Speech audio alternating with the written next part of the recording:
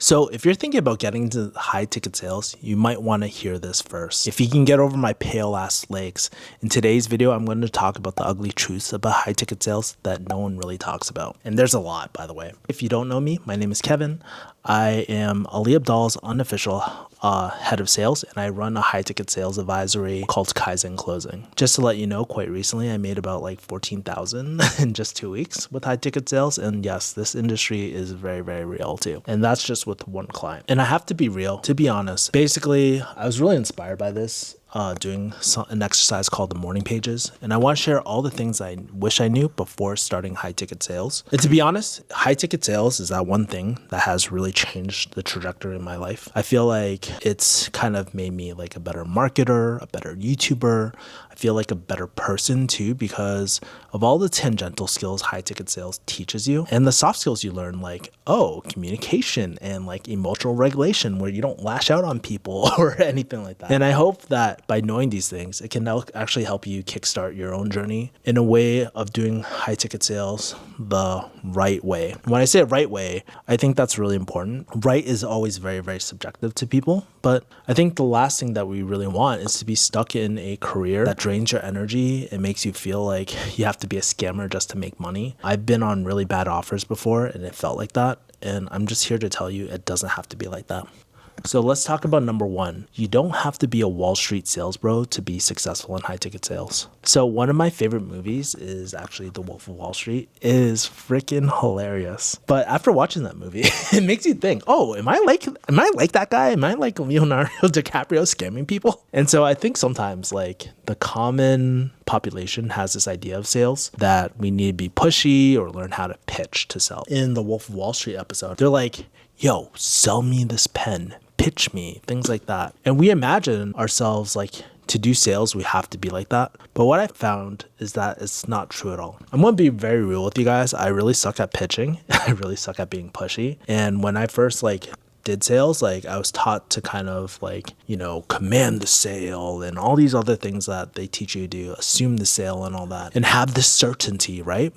But I realized that wasn't really me. And so back in the day when I first started on my first offers, I was taught to, read the script, assume the sale, kind of be this guru that I wasn't really, right? And I remember, the calls would start off pretty chill because it was discovery, getting to know the person. And I would start feeling this anxiousness right before we're talking about money, right before we're going for the close on the sales calls. There's this term of commission breath of this guy, he really wants to make his commissions, right? That's why he's pushing and pushing and pushing. And I definitely felt that as a novice. And if you're on any sort of ClickFunnels gurus sales team or anything like that, I've been there. And it's not fun. I've done well on those things, but it was because I kind of found my own identity. The number one thing I wish people told me was to think of myself as a trusted advisor instead of a sales bro, right? I think about consultants or someone you really, really respect that you trust. For me, my friend Mike Kim, he's 10 years older than me and he's been very successful in business. So I go to him for career advice, life advice, and he's been through divorces and all that sort of stuff too. And I really respect him a lot. And I imagine if he was selling to me, I would want that same vibe. I just feel very comfortable with that. Based off my experience, majority of people feel like that. And this is the attitude I take on to Ali Abdal's part-time YouTuber accelerator. I'm the unofficial head of sales for it right now. And the easiest way to be a trusted advisor, and people can feel this, by the way, it's implicit communication. It's not what you say, it's implicit, the vibe that is being communicated. But one of the things I always think about is what is the real problem that they're going through? Can we help them? And do we want to help them? And I think if you're performance-based, you have the right to be selective. You have the right to be picky of who your clients are and also who you choose to close, because at the end of the day, you're the one that has to sleep at night. And for me, legacy is really important. Leaving the world a better place is important, not ripping people off or scamming people too. Some of the things I would think about is would a trusted advisor, would they force someone to make a decision right away through pressure if they're not ready to? Or would they ask better questions to help that person gain better clarity on how to make the best decision? I think those things are really important. Now, there's also a distinction too. It's you're also not a pushover too. You're not a simp, right? Trying to just get a sale.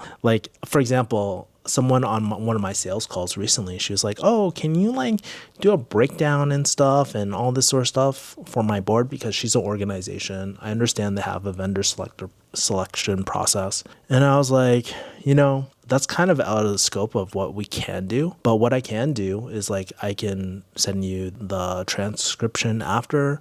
I can generate a quick like 1-minute prompt that will give you most of the points. Just let me know what the board would like to see and some of the things that would resonate with them on our call, right? And I did that and they were super happy. But it's important to be very open about what boundaries you want to set on what you can do and what you can't do. A good example of like setting boundaries is like sometimes people will ask you like, yo, can I speak to like your referrals, your current clients for referrals? And I'm like, hell no. But if you want a customized invoice on taxes or something like that, I'm happy to work with that, right? Like I did that recently. And so if you're performance based, you definitely have the right to just be like, hey, I'm willing to do this. I'm willing not to do this. And I think it's completely fine. Like for me, I'm okay losing the deal. Like if I have to do like a 3-page report for this person to make up their mind, it's really, really not for me. So yeah, I'm just scrolling down as I'm like looking through things. Number 2, walk away from sketchy people and offers. This is very, very real. And it kind of goes to my first point too. Something that a lot of people don't talk about is like sustainability, right? Like if you go on a very scammy offer, like a scammy person with the scammy offer, chances are it's not going to last that long, right? And then also if you close for a scammy offer and people know, your reputation actually like is probably not going to last that long too, because you'll be known as the scammy closer and stuff like that. And so I think at the end of the day, if we want to be sustainable in something, we need to stand up for what we believe is ethical. There are certain sales floors, certain ethics and values of certain clients I've had in the past. It didn't feel right. At the time, I was just so new that I didn't really know what those things were. And I'll talk about red flags later in this video. But the truth is like not every client is a good client.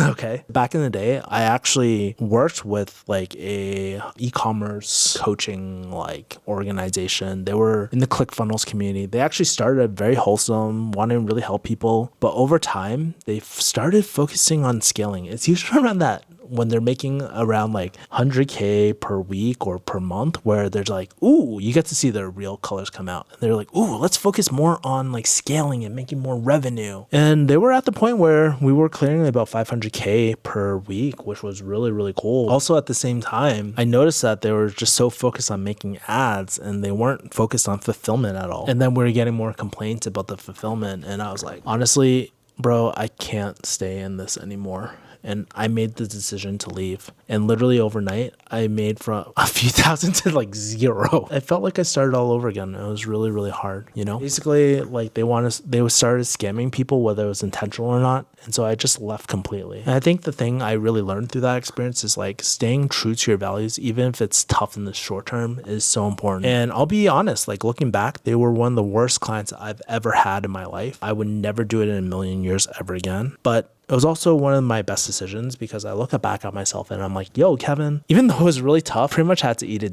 for a bit. I'm very, very proud of you for like making that tough decision not to support like an organization like that. Because at the end of the day, I can sleep at night. And it's really sad because sometimes I do get texts through my old business number about like helping these people or like all this, but I've dissociated myself from that. I shouldn't be getting that sort of stuff anymore. So I closed the line and all that so I don't have to look at that. Okay, let's go into the next point. Look out for client red flags. When I say red flags, I mean those like very shady, ethical type of people or nightmare clients. These are the clients that you need to avoid at all costs. These are the clients that will blow up your phone at 2 a.m. They will nickel and dime you or even pay you late, or sometimes they won't even pay you at all. Like it's really bad. They will ask you to do things outside your scope of work for free. Like, hey, Kevin, can you like cold call this person, or can you write these email campaigns? Like this is what's known in consulting as scope creep. They will often have a say about everything, but are inexperienced. So if they're giving me like sales tips, but they've never done sales, like that's kind of weird. Oh, and this is a big one, by the way. They will ask you meet randomly because it's an emergency. But what you quickly find is that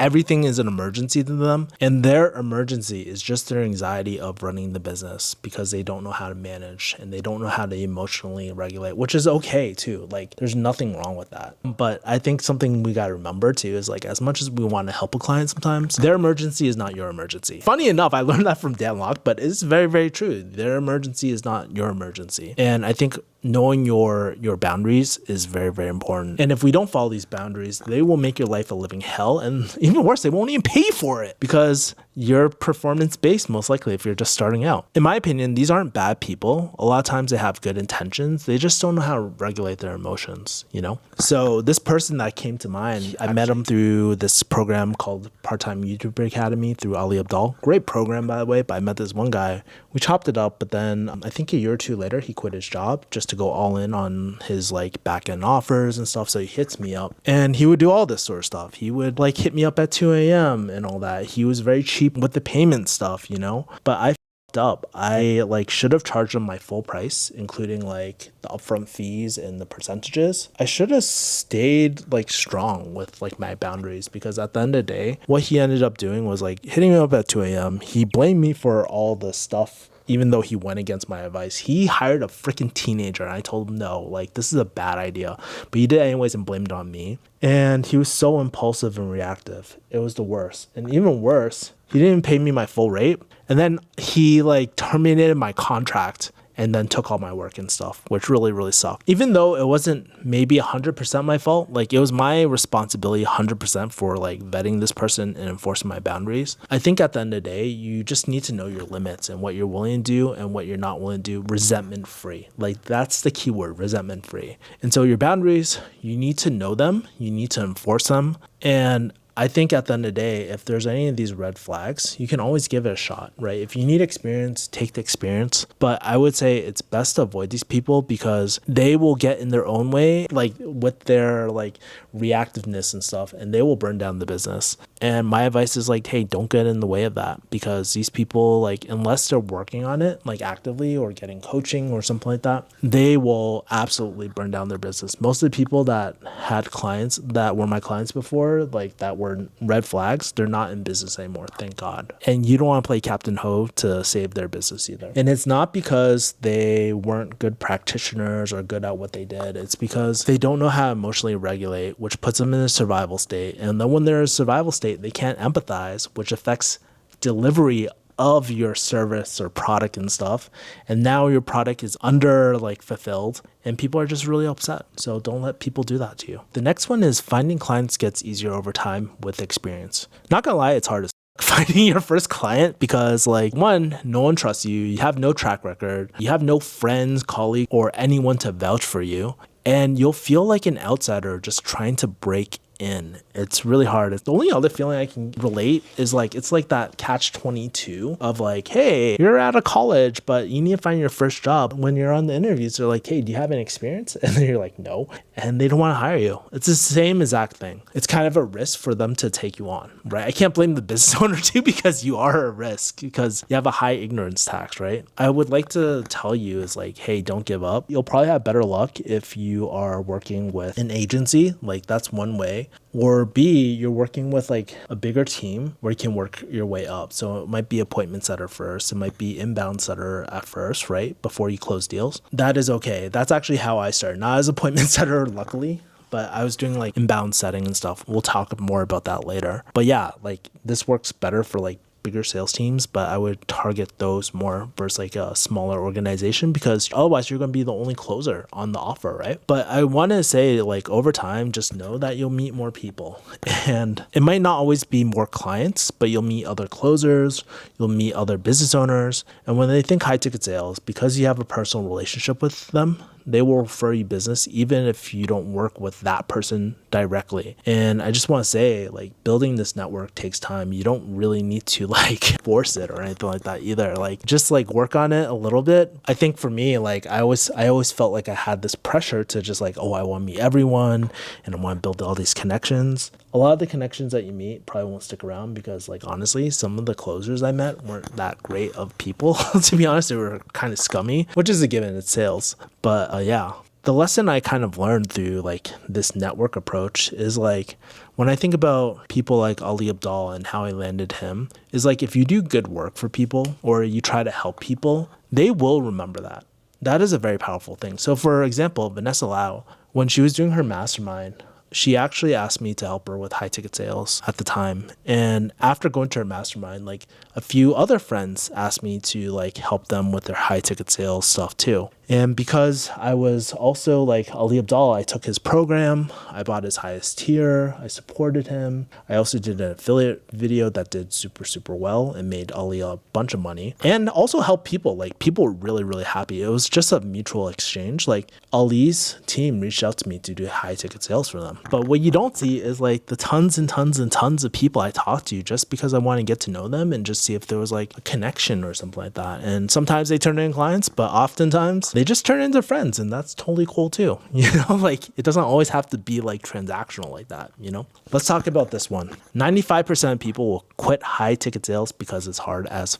So I remember when a long time ago when I took a guru course. His name is Dan Locke. It's my dark ages. I'm sorry if you don't like him. His program was actually pretty cool for the networking, but like honestly, I used none of his high ticket sales stuff, honestly, at all. But when I did his program, I remember all these colleagues next to me trying to do it. They said that they were committed, they want to do high ticket sales, but when push came to shove, they started getting like punched in the face. It reminds me of this like Mike Tyson quote where he says like, everybody has a plan until they get punched in the mouth. And this feels so true, right? I think like a lot of people who try to do high ticket sales, especially if you're by yourself, it's going to be really, really hard. It reminds me of pharmacy school. They have this saying like, hey, look to your left, look to your right, chances are they won't be there. Same thing with jiu-jitsu. Look to your left, look to your right during your white belt days, chances they won't be there either. And so the truth is like majority of people who do high ticket sales will quit. And so some of my friends, they dropped out during the program because they realized, oh, it's really not for me. The second most highest drop off point was like, oh, I can't find a client. And they spend months and months trying to like find clients. They just couldn't find it. So they dropped out there. And some couldn't keep a client because they sucked, because they're new, they had no experience, and it's really, really hard. And unless you learn really, really quickly or have someone to kind of show you the ropes, you'll probably quit. And then the last people I know, they were doing it, they were pretty decent at it, but they realized they freaking hated it. And they ended up quitting there and transitioned into like things like affiliate marketing, copywriting, other type of things too. YouTube, actually, like some of your biggest YouTubers, dude, I got some tea about like certain YouTubers, by the way, who were in that same program as me, but I'll just leave it like that. So I'd say if you're trying to do high ticket sales, like honestly, half the game is just staying in long enough to just reap the benefits of it. I was actually at my friend's mastermind event. My friend Mike Kim that I mentioned earlier. And I was talking about to one of the older people. Like everybody's like, I'm the youngest in the mastermind, but everybody's a lot older. And then the guy was saying like, honestly, like the key to business is just staying in the game because everybody else will quit. And even if you don't do the best work, people remember you for being a good person and they will trust you. So yeah, and I feel like the same thing is true with high ticket sales, where it's really hard to find a good high ticket sales closer. It's harder to find one that's ethical. It's harder to even find one with subject matter expertise, right? And so, like I said, if you stay in the game long enough, you'll win by default, because just like your jiu-jitsu thing, like you'll be the best black belt out of your white belt crew because there are no other white belts, man. They all dropped out. So yeah. Okay, let's get into the next one. You are not going to make a consistent amount every single month. So back in the day, I used to get like webinars from like Dan Locke and like these random inbound closers, like all these things, Jeremy Miners, everyone is like, oh yeah, learn how to make 30K per month, learn how to make X dollars per month. Like those numbers are actually pretty true once you get really, really good. But for beginners, it's highly, highly unlikely. So I think one misconception that you think about is like, oh, I will automatically collect 10K, 20K, 30K per month. And the truth is, this actually fluctuates quite a bit, because especially if you are performance-based only, because here's what they don't tell you on those webinars and stuff about this industry is like, one, there's like a few factors out of your control. Let's break down 4 of them. One, lead flow, right? You're kind of like bottom funnel. Like if we have top funnel, bottom funnel, you're bottom funnel. So everything is dependent on the marketing, whether they have content marketing, paid media and all that. Like, did you guys know during election years, like cost per lead shoots up like crazy? So chances are, if you are working with a client who only does paid media, like paid ads, it'll probably be a lot less, right? 3, sometimes like they'll have bad PR. Maybe there'll be like a hit piece on YouTube. Maybe there's just like a bad customer service thing. Maybe there's a negative review on the BBB or TripAdvisor or any of these sites. By the way, they can all be paid off, which is really up. Don't trust those things. I think Reddit actually is a really good place to do it. And then 4, there could be changes in demand for the offering in the general market, right? Like, back in the day, telegrams were really hot, right? Not the app Telegram, like when they used to tap the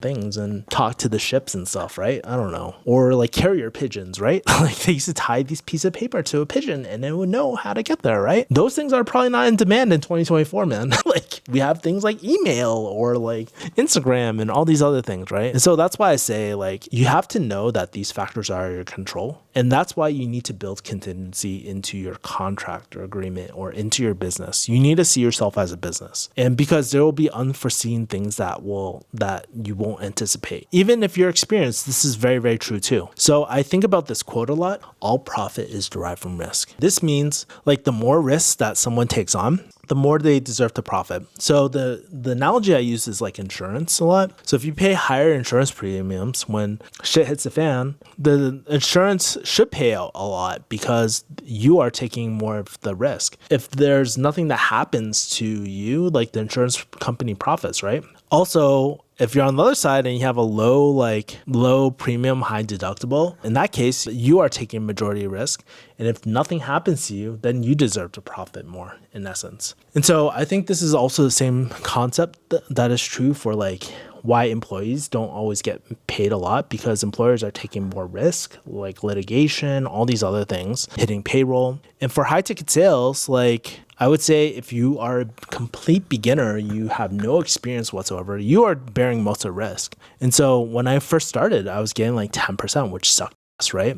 And I was like new and I had very, very little offer. So my client, the one that I was working for, they were paying my ignorance tax, right? As I've built up more experience, I realized that I'm actually not a liability anymore. Like I'm actually more of an asset. I have a higher chance to add value to the business. Now I won't look at anything under like 15% with my default being like 20. Not saying this is always the case. Like with my bigger client, like Ali Abdal, like they were on a lower commission, but I had them pay me a base because they're hedging my risk, right? If you are learning how to structure these things, contingencies and stuff, you can either A, charge a higher commission, or B, kind of factor in some sort of base, right? And you have to make sure it's profitable for you. That's your goal as a business, right? Like insurance companies don't do a stupid fucking risk because they want to profit, right? And so this is the same case here. And then the third thing I like to do is like sometimes I'll do like a marketing agency model of paying X dollars per month or X percentage, whatever's higher. In certain cases, you can actually do an type of thing, which is like more like common in tech sales where they'll pay you a base and a commission on top of that. But at the end of the day, my main thing is like you should just be very, very aware who is taking on more risk, making sure it's resentment free on both ends, because that's how you make sure an agreement or client stays sustainable. Like if they're like, oh, I'm paying a lot for this guy and he's not performing, whatever performance means, they're going to feel it and they're going to probably terminate your contract. So just letting you guys know. The next thing, partner with someone that's more experienced than you. So back when I was on a high ticket closing team, like when I first started my first major client, that same client I was doing, like we were doing as a team, 500K per week, I almost got fired. I think I've told this story a few times, but at the time I was like scared as hell because this was a significant amount of income for me, but I just wasn't performing. And if I didn't make it work at the time, I would have to go back to pharmacy. And so I was like, oh my God, I gotta figure this out. And so at the time I was just like, okay, what are the top people doing? Like, what is their exact process? And funny enough, one of Tai Lopez's old sales managers, he was on the offer and I learned from him. Funny enough, he wasn't that shady. He was actually a really great guy. I'm still friends with him. They were at the time doing something called a set close model, which is a 2-part call. The set is just a discovery call and then close is the presentation. And so by using that model, they were able to take like more volume of calls and they would split the commission down the middle. So one person would do discovery calls and another person would close, and they would switch too. They would like switch off. So another person would do the close and the other person would do set, and they would have set like times for all that. I can talk about this in another thing. So the set person does discovery calls and then the close person outlines the scope of work, the presentation, and collect the payment and stuff and follow up. So after seeing this kind of model work, I decided to start setting for the top like closer performers, the top closers. So what I decided to do was like, okay, since I'm not that experienced, I need to work on these soft skills. I decided to start setting for those top performers. And so I basically did all the screening, discovery, and sent the information to the closer, right? And it actually worked and it benefited them 2 ways. Because one, it maximized the revenue per lead because the more experienced person would have a less of a chance to get like a no-show or cancel call. And those deals were more likely to close because I've already pre-qualified them at this point. Eventually, like this benefited me because I got really, really good at the soft skills of things like learning how to ask really great questions, learn how to pause, do all this sort of stuff. And so I got to work on that. And eventually I got good enough myself where I could just do the whole entire process relatively quickly, which is something I actually prefer. But in order to do that, my ego hated it. I had to realize I sucked, one, but two, like I had to swallow my pride and just be like, hey, I have to learn from people who are way better than me. And I would say if you are new, you are struggling, maybe if you get on a PIP, like a performance improvement plan, right? So basically you're on the chopping block of getting fired, maybe recommend this as a solution too. Like, sure, if you are getting paid 10% commission and you're splitting that with the closer and you're getting like 5% now, it doesn't sound like a whole lot at first, but it's better than 100% of zero, right? Like that's way better. And I think like a common misconception of high ticket sales is that you'll make like, $1,000 per day, which is very, very real, but like you need to have the skill to be able to do that. So let's talk about the next thing. You will develop your closing style over time.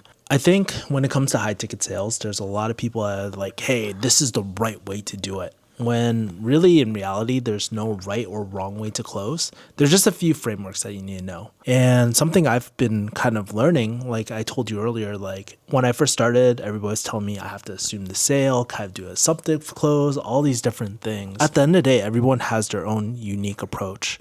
And if I could go back in time and talk to myself, I would be like, hey, stop obsessing over the exact words that people are saying and focus on the intent behind what is being said. Because I was at that point where I would like listen to calls, I would transcribe them by hand because I just wanted it to work.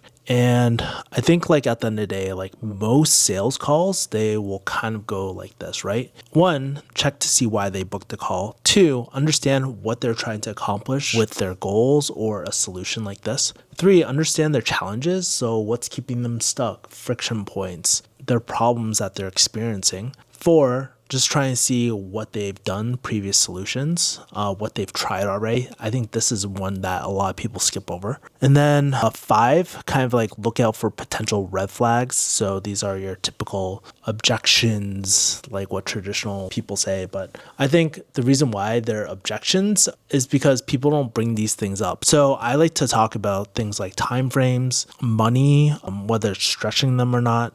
And then decision makers too. If you're dealing with the organization, they will have a vendor selector process. They might have some discretionary spend too. So those are all important to talk about before like going through a whole presentation and all that. 6, really seeing how the offer would help them. 7, talk about the offer or how to maximize the offer based off their particular situation. I would not give a generic like pitch, a traditional pitch or anything like that. 8, there's a check-in to just see if it would actually help them. 9, collect payment, and onboarding. So most calls will usually follow this format. From what I see, like this is a typical format I follow, but it's really up to you how you want to deliver the intention behind the words, because you could say the same exact thing, but the tonality might shift. For example, like one where a beginner might do it and one someone like myself would do it. So I just want to know if you were to consider a solution like this, when would you get started? One is the second one that I would probably do. So something I'm just curious about is, if you were to consider a solution like this, when would you consider starting? Right? Notice the pause in delivery, and it's really the intention behind the words. Like the second one is like, oh, I'm just like curious to see what's your estimated timeline on this? I'm not on the same page, right? Where the other one is more like, oh, this guy has strong commission breath, right? They're looking after their own paycheck and stuff. So I think it's also important, like if you are working with a client, that your tonality, the way that you do your sales also resonates with the brand too. And so I think that's a secret I kind of learned. The ideal situation is when you can match the brand voice with the client and the tonality with the voice of your client to your own voice. And I think that is really important. There's another element that's important too, is like you have to match their decision-making process. Some people like more data. Some people are based off the vibes. Some people want to talk to others.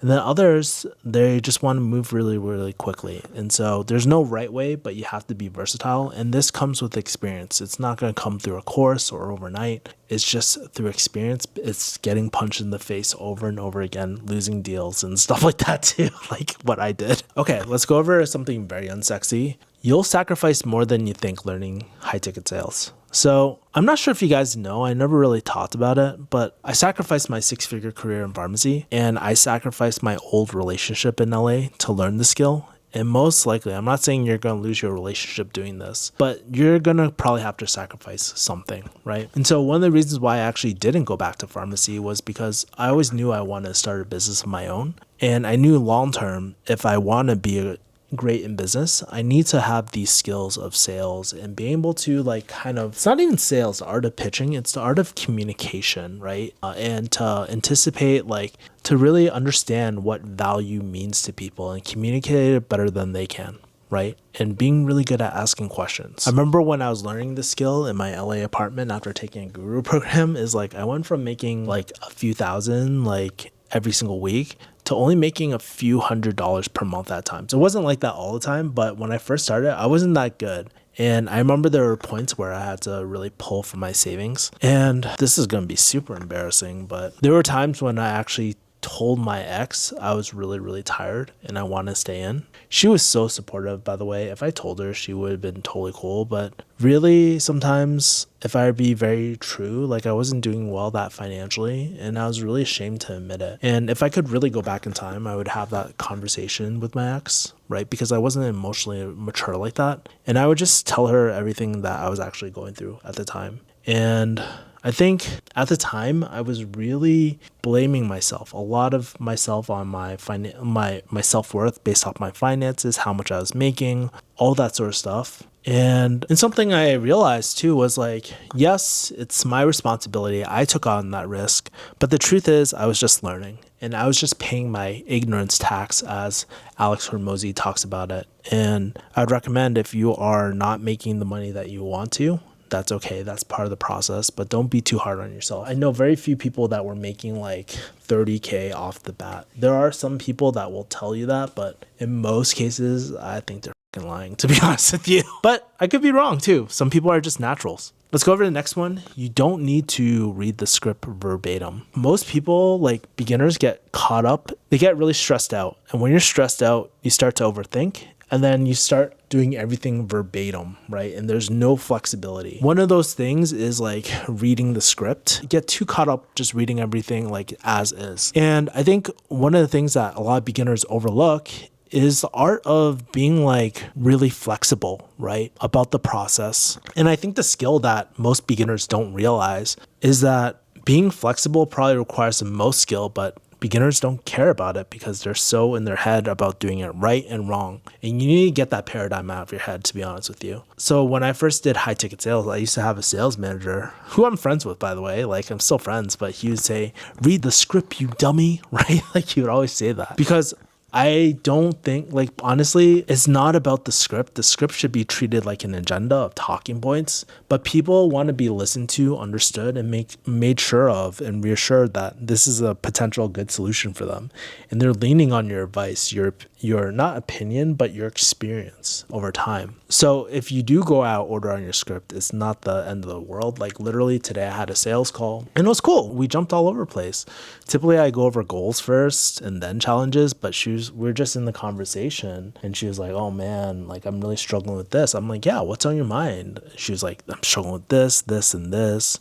I'm like, "Okay, that makes a lot of sense. What have you tried so far?" Right? So I went out of order, but it's okay. And it's actually, I would encourage you to go out of order sometimes too and ask questions that you're genuinely curious about. Like, if you're curious about something, ask it. If they made a comment that you like kind of more clarification, ask it. And definitely, if there's a red flag that they bring up, like money, partners, or timing, definitely ask that. Like, so if someone says, "Finances have been just a stretch recently and we haven't been doing that well financially," I would immediately step in and just be like, "Hey, I want to be mindful of your situation right now, especially your financial one. I'm not sure if you're aware, but typically clients pay us X amount of dollars to work with us. Are those numbers that you could actually, like, potentially work with?" Right? Like, it's like things like that. You want to bring that up. And I think what I've kind of learned is that being flexible and listening, it implicitly communicates like genuine interest in the person, that you're taking care of them too. And this is what pisses me off about most sales gurus and stuff, because they'll tell you to actively listen, right? But they have no idea what that actually means. Active listening means like asking certain questions with tact. You don't ask someone, "Hey, how much money do you have?" Right?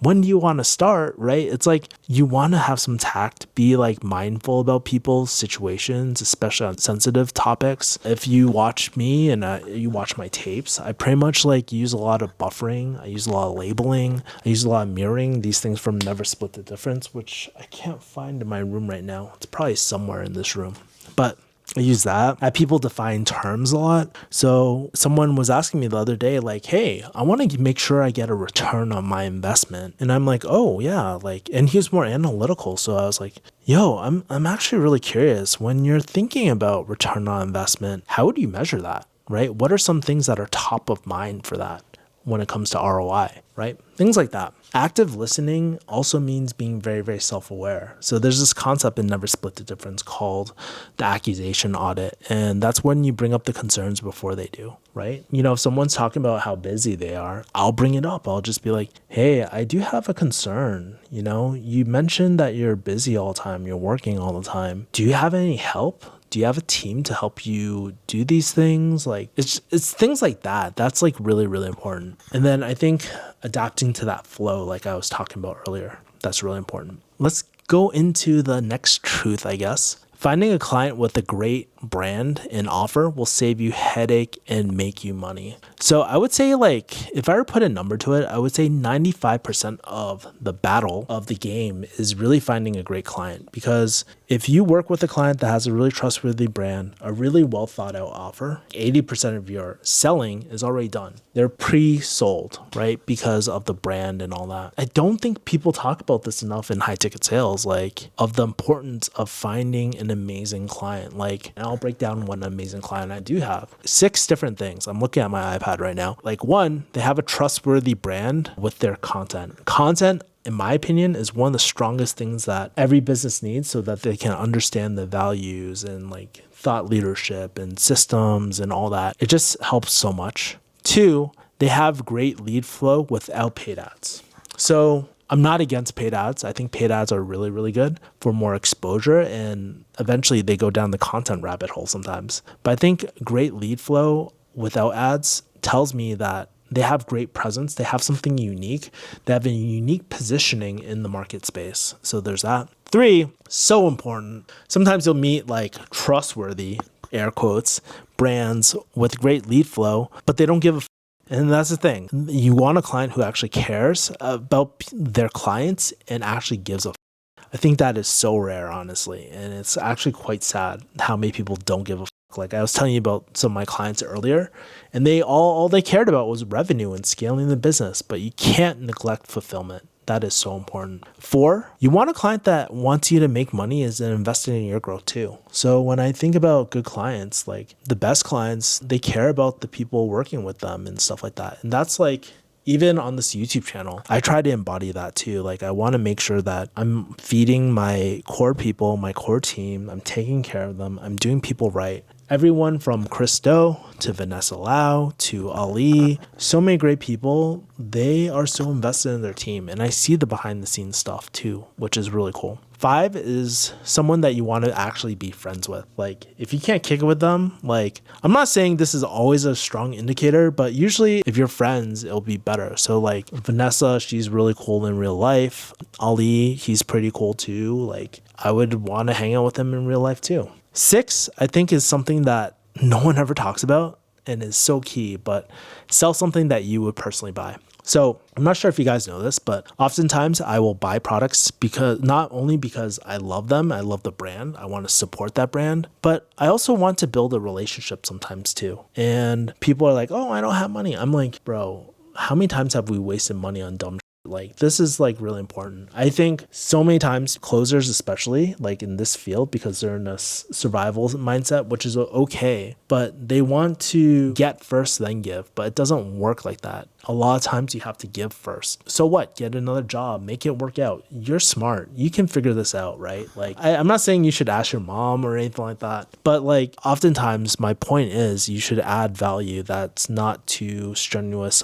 on that client. Like I never offer work for free for anyone because that's not adding value. It actually adds a lot more headache because then they're wondering, oh, you're new, you're a beginner.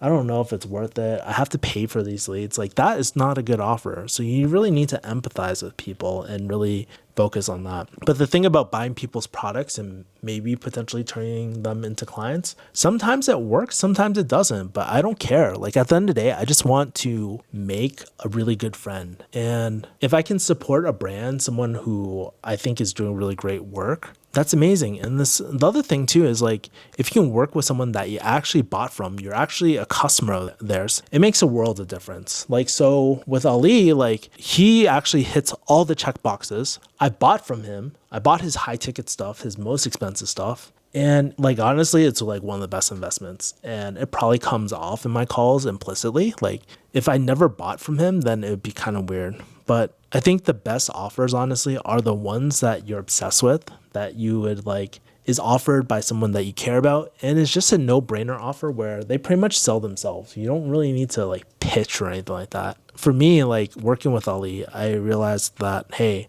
I was a customer before. I love YouTube. I respect Ali for how much he's done. He like has built such a trustworthy brand, and I admire him for that. And then also like his fulfillment, everybody on the team, they actually care. They're very anti like scammers and sales things. Maybe it's too much on that side, but what I'm saying is like everybody is trying to do their best job to do people right. I cannot tell you how rare that is, especially as we see more creators go into these high ticket offers. We're going to see that a lot more. And because of all that, like usually most people are sold already. 80 to 90% of people are pre-sold. And it's really nice because by having this great content, this great brand, half the time on with people, I'm just like chopping up with people. I'm having fun. Like earlier today, I had a sales call. We both knew it was a sales call. We were joking around and stuff. She sells high ticket too, which was cool. And we're just like really just talking about the nitty gritty about her YouTube channel and just like chopping up. And we might be friends after, we might not. But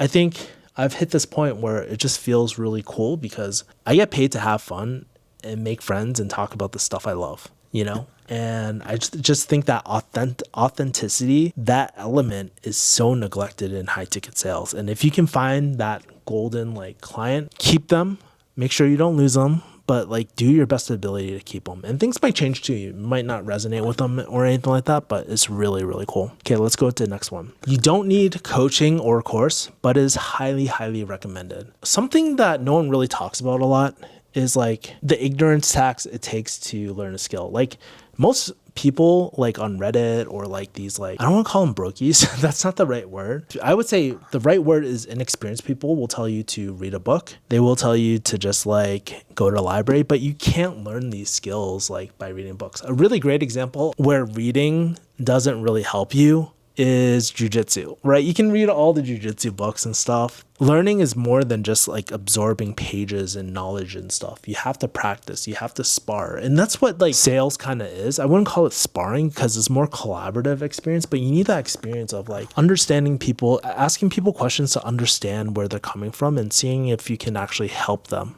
Right? That's so important. And in order to learn that skill, you have to either A, go through trial and error through different clients. You have to invest money maybe to close that gap, time, energy.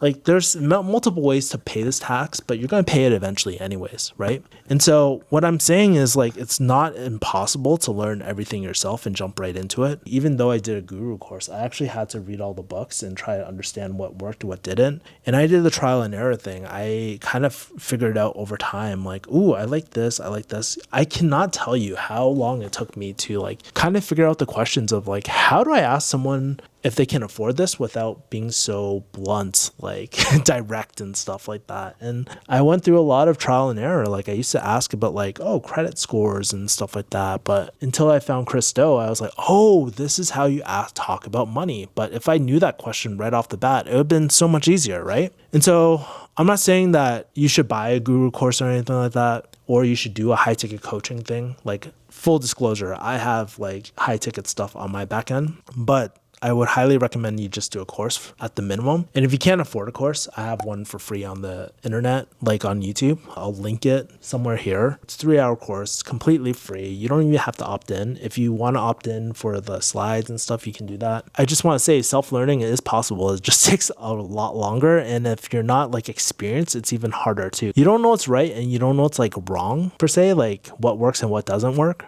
And one of the things I just realized too is like, having someone more experienced, it could be a coach, it could be a mentor, it could be just a regular friend, right, to just guide you. That helps so much because the ignorance tax can be very real and costly. Imagine you land your dream client and you can't fulfill and they have to fire you. You're like, oh, crap. And it's not the end of the world if that happens, but it can be costly. There is time, there's opportunity costs. All that time that we could have just learned what we're going to learn anyways, we could have just maximized it if we paid the cost up front. So I'm not saying you should fork up money for this, but the last analogy I would just want to leave you with is like, think about the top athletes. And for me, like I do jujitsu, right? And so I go to like a pretty competitive gym. All the top athletes have coaches, right? Like in jiu-jitsu, you got Gordon Ryan, John Danaher, right? Every single person has a coach. So why wouldn't you do it for business, especially if it's very like kind of like a combative sport, because you're always pressure testing. You're trying to see what works and it doesn't, and you get punched in the face and you learn a lesson. The final thing I'll say about like investing too is like, if you are in high ticket sales and you're advising someone to invest in themselves or to resolve a problem, in my opinion, it's very unethical to advise that if you haven't really experienced it yourself. I'm still sitting on this if I want to make an absolute statement about this, but I would say like as someone like who sells a lot of stuff, I've also equally probably bought a lot of stuff too, right? And I've gone through that experience myself as well. I think like if you don't go through that, you'll lack the empathy of like what kind of questions spark in your head while you're going through that customer journey. And I think that insecurity will actually be expressed implicitly. This is just a hypothesis. I don't know if it's actually going to happen, to be real with you. Like I said, I think it's pretty hypocritical to like advise others to invest in themselves when you haven't done so yourself. It's kind of like if I tell people do jujitsu, but I've never done jujitsu, or like if I'm telling people, hey, eat healthy, and I'm like super obese and stuff like that, like it's almost a little bit hypocritical. So just give that a consideration. Not telling you to buy anything, but consider it. Let's go into the other thing that I think is actually really important. Like no one talks about this. I haven't seen anyone talk about this, not Jeremy Miner or any gurus, but you can save almost any deal if you put your ego aside. I think sometimes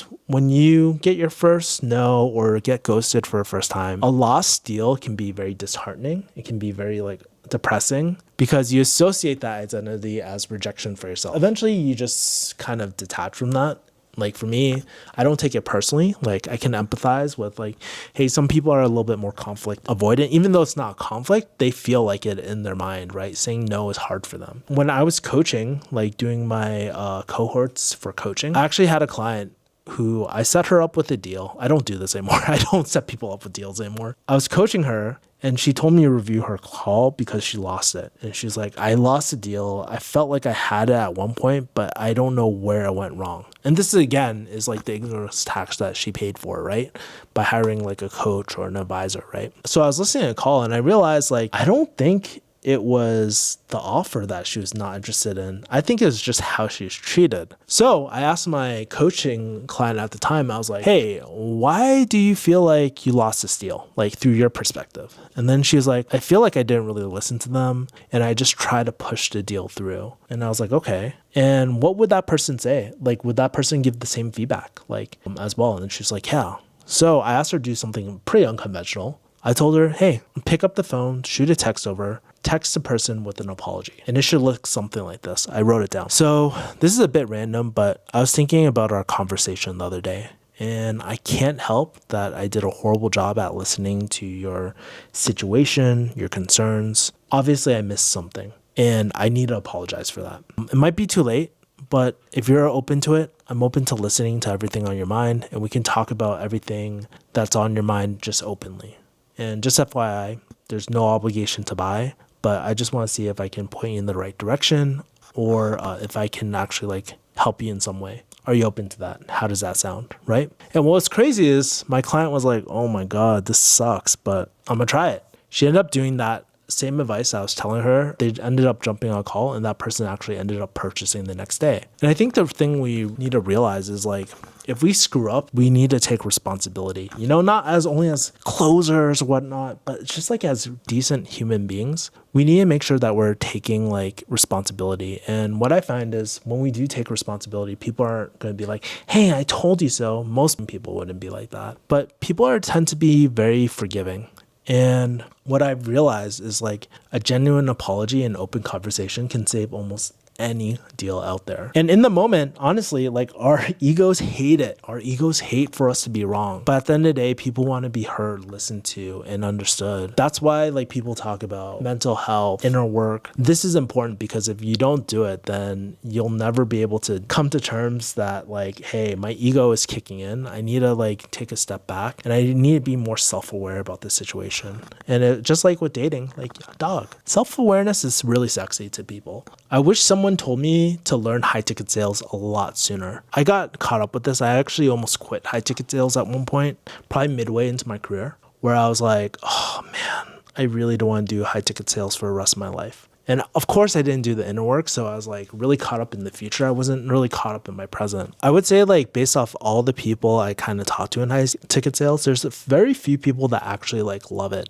And I only personally started loving it when I started selling something that I personally bought, working with great clients. Like I sell like YouTube stuff and business stuff. And that's the stuff that I really, really enjoy and I'm passionate about. And then treating like the people I speak to with the uttermost respect and treating them like treating myself as a trusted advisor, not a salesperson. And I don't run away that it is a sales call, you know, but I really emphasize that, hey, you know, like, I'm not sure if this would actually help you. Like, let's have a conversation, see what's up. And if it doesn't, I'll let you know too. Like, you know, last thing I want is a resentful relationship. My goal is to have a resentment-free relationship because I don't want to waste anyone's like time and stuff and resources. And people actually really feel that because it is genuine too. And so I think thinking that I was going to do high ticket sales forever for ClickFunnels Gurus, I just want to quit after that. But I think about all the skills I've kind of learned by doing high ticket sales because high ticket sales honestly has made me better as a business person and also as a general person too.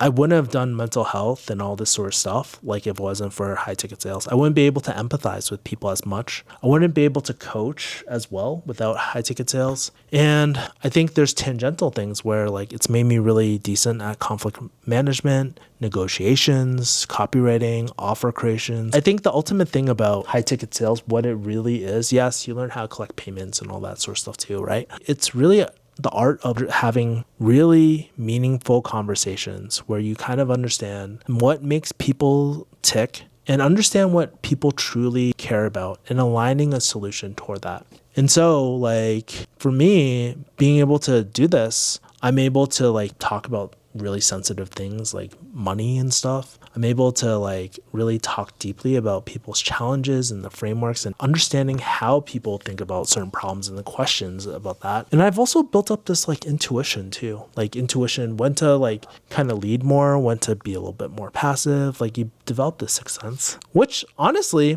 high ticket sales has helped me approach people at coffee shops too, man. Like it's kind of funny. And I think like with this skill, I've been able to do really cool things. So right now I'm building like AI bots to help with like YouTube content creation, like this channel, but also like creating AI bots to help like with the high ticket sales process of identifying, like scraping all the conversations that I'm having and like try to see common patterns, who our ideal avatar is, the sales process, ripping our ideal audience from a sales page, being able to create a high ticket sales script like with the snap of a finger. It is really, really crazy. That is aligned to that in our brand guidelines. So if you don't know what the that means, that's okay. But at the end of the day, I think sales is a lot more than just collecting payment. Just like how people used to tell me, oh, you're a pharmacist, you just count pills. I'm like, go yourself. That's what the techs do. No, but I count controls. I think it's like I said, it's really understanding what makes people tick and the art of getting people to take action, not through external means all times, but like it's very internal. Because one of the things I think about on my calls is like, why even like go through the effort of changing our situation if the problem's not that big, right? Like just because we have a problem doesn't mean that it needs to be solved in that moment. We probably have other problems that we can prioritize too. I think the coolest ability that I've learned with high ticket sales is that I can understand someone's situation, see patterns, connect the dots with people, and articulate their problem better than they can articulate it themselves, which is really crazy. They're like, how did you read my mind? I'm like, you're not my first, just like my ex-girlfriend, right? So I do want to talk about one last thing. The truth is, like with high ticket sales, it's not the sexy, glamorous, easy path to six figures that most people talk about, right? Or make it out to be. And this actually really pisses me off. I think something that no one really talks about is that it is challenging. It is kind of unpredictable at first and requires you to become better, air quotes, as a person, right? But if you can stick it out, right? Learn like these things of how to identify red flags, how to ask really great questions, and how to stay ethical in the process. It's really, really one of the most rewarding things ever. Like, I feel like I have the confidence to go on any client and just like make them a ton of money. That rainmaker like mentality is so true. And I think if you are really good at sales, what you'll quickly realize is like you'll develop other skills that go beyond just making sales or doing sales conversations. Like you'll learn how to communicate. So FBI negotiation and sales are very very common, right? I've seen people become really great copywriters from their experience in sales. I've seen people become really great YouTubers. Hopefully me one day, hopefully I'll be a really great YouTuber because of high ticket sales too. But the most important thing is like, I feel like you'll be able to create really great long lasting relationships with clients too, just with this skill set. And at the end of the day, I think being real, not being a scammer or anything like that, that's what's going to set you across this industry. Because like I said, most people will quit. Most people are quitters, you know? By the way, if you want to learn high ticket sales, I actually have a 100% free course you can check out. It'll go over kind of the mindset stuff, how to do it, everything that you need to know. I did not hold back. It took me like 3 months to like kind of edit everything. So I put a lot of work. So check it out. Anyways, stay compassionate, stay authentic, stay rebellious. Peace, mother people. Bye.